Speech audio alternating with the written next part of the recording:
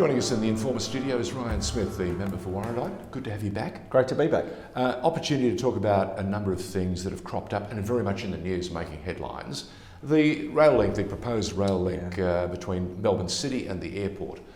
What's the latest there? We're hearing that the numbers are starting to look like there's a huge differentiation between the final figure and what we were being told at one stage. Yeah, well, this project that both the federal and state governments putting $5 billion each towards is one that, in my opinion, and in many commentators' opinion, is not the best option. Now, the first thing you've got to be concerned about is... But if you've got both sides coming on board, why is it not the best option? The option that they've put forward is one that involves no tunnelling and using existing station at Sunshine and existing tracks back into Melbourne.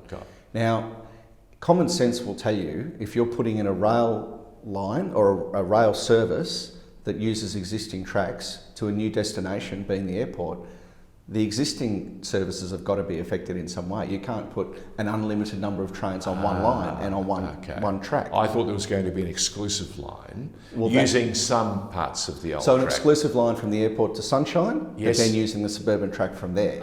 And so as it's a hybrid model. Common sense would tell you that won't work because you're going to be affecting services from Sunbury, from Bendigo, from Geelong, from Ballarat, who all interchange in the Sunshine station. And so by putting more services into that place, by putting airline commuters on the same trains as people that are just going to and from work with their baggage and their luggage, it's just going to create chaos. The dedicated line between the airport and the Spencer Street station or Southern Cross station, I'm showing my age, is really, it just makes logical sense. And I've seen private proposals, and I'm a big believer that the commercial sector will find cost-effective solutions that are efficient, that run well, that serve the purposes that they're designed for. The commercial sector will always do a better job than the government. Well, let me ask you the other question. Is the state government listening? Well, no. I mean, the state government made it very clear that they wanted to go their own way. They wanted to service the stations between Sunshine and Southern Cross Station. But they want to essentially squeeze this airport rail service in with a normal suburban service. And if we're going to spend something like $10 billion, George, why don't we get the best solution possible? Oh, 100%. But we found the same problem with the MyKey proposal. Of course. We spent money that we didn't really need to spend, but it was all about proprietary interests. It was all about IP that was Victorian.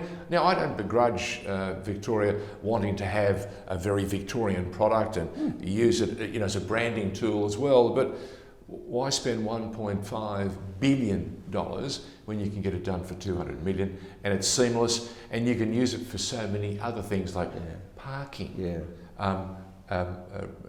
ferries, whatever you want. And you want something that's easier. Plug and play. Imagine if you're coming from overseas and you've got this complicated system, you don't understand it, there's no one to tell you how to use it, and you're only in Melbourne for a couple of days. Ryan, we live at Port Melbourne. So during the cruising season when it was flowing, you would see passenger after passenger after passenger struck dumb about the requirements on the 109. That is the light rail, which is a beautiful line from Station Pier straight into Collins Street and beyond. Right? It phased them and blew their minds. Do we really need to pay? Must we have this in our pockets before we leave? I said, well, if you expect to come back and not get arrested, by all means, makes you yearn for the make days sure you get one. Makes you yearn for the days of conductors, doesn't it? When they were ambassadors for Melbourne, tour guides, and generally a smiling face. I was just going to say, is there ever a chance that we can see something like that? Just for the unique beauty of having someone greet you at Station Pier. Look, it's greeted millions of people over the years. Why wouldn't you have one special service, right? Yeah. If you were saying to me it's way too expensive to have conductors right across the tram and train service, okay, but this is your special entranceway. Already that part of the city needs a serious freshening up. There's this derelict building there that should have been fixed long ago and become a showpiece, and it's not. It looks like a terrible clump of emptiness that, is the first thing people who visit the most livable city in the world, that's the first thing they see. Wouldn't it be nice to have someone to welcome them, to showcase the various sites and attractions of Melbourne when people arrive? I think you and I should try and start and sponsor this and get it off the ground. I don't think it's a bad idea at all. Let's talk about 21. What's around the corner? What do you think is possible? And what, after the sort of year that we've had in Victoria, what should we be striving to do? And do you think the government has had a reflection about its annus horribilis, the worst possible year it could have, and make some adjustments for next year? The last year has probably shown us that we've taken a lot of our relationships for granted.